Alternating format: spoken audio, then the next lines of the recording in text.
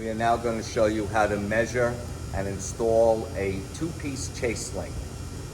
First thing you do is you measure your seat, and you measure from the front, pretty much like where the bolt is, and you take your measurement, 22.5, and that is your seat front.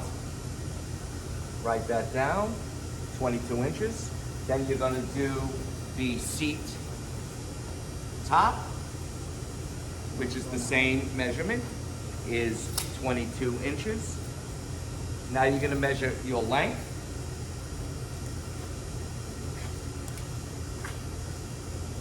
$47.5. And these are all the measurements that you're going to use on our order form. Now you measure your back.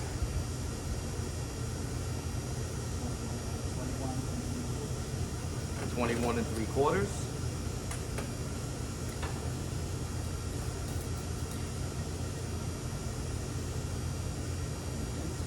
21 3/4.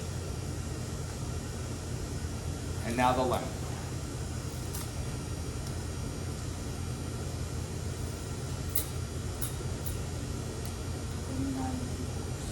29 3/4.